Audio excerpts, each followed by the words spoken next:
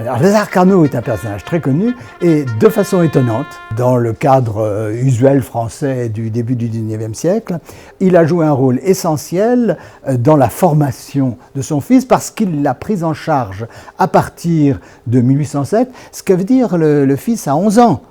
Seulement, et il reçoit des cours privés dans leur maison, alors soit dans l'Oise, mais également à Paris, dans le Marais. Il reçoit des cours dans toutes les disciplines, y compris des disciplines musicales. La mère semble jouer un rôle pour le dessin, mais Carnot enseigne les mathématiques, les sciences, etc., sans doute à sa façon. C'est-à-dire qu'il n'est pas sûr du tout que Carnot, le père, ait choisi un manuel, soit en maths, soit en physique, soit en français, enfin dans les langues, en latin, encore que Carnot n'aime pas beaucoup s'intéresser à cette chose-là. Bref, il y a là un enseignement original, notamment par un objet très particulier, un jouet si l'on veut, qui se trouve être, il y a des cubes, des polyèdres en joli bois, et il y a quelque chose de tout à fait étonnant, un cylindre, mais pas un cylindre droit, un cylindre oblique, et la question est, comment peut-on calculer l'air de ce cylindre? Alors la section, puisque le cylindre n'est pas droit, c'est une ellipse.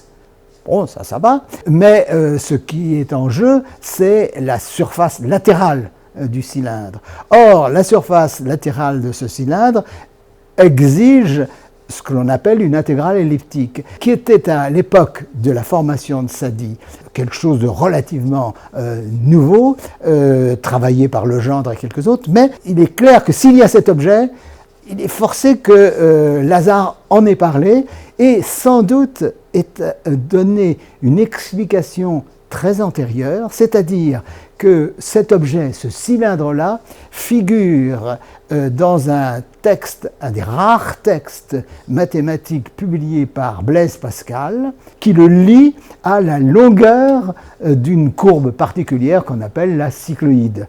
Donc là, on a quelque chose d'assez étonnant. Un père qui, pour l'éducation ordinaire, l'enfant a 12, 13 ans, 14 ans maximum, lui fait une explication à partir d'un auteur ancien, Pascal, un auteur que Lazare ne doit pas apprécier. C'est quand même un religieux, et ce n'est pas les opinions de Lazare à ce sujet, mais énonçant un théorème difficile qui ne pouvait pas se démontrer aisément du temps de Pascal, alors que Pascal le démontre, mais c'est toute une histoire.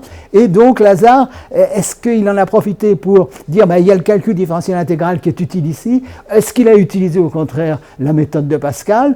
Ce qui n'est pas impossible, son fils est relativement doué, donc il lui apprend quelque chose de nouveau. C'est ça l'originalité pour répondre. Vraiment, il y a là un exemple d'originalité, et on pourrait gloser beaucoup plus avec des exemples plus concrets de physique, de mathématiques. Mais là, je crois qu'on a un bon exemple pratique pour en parler.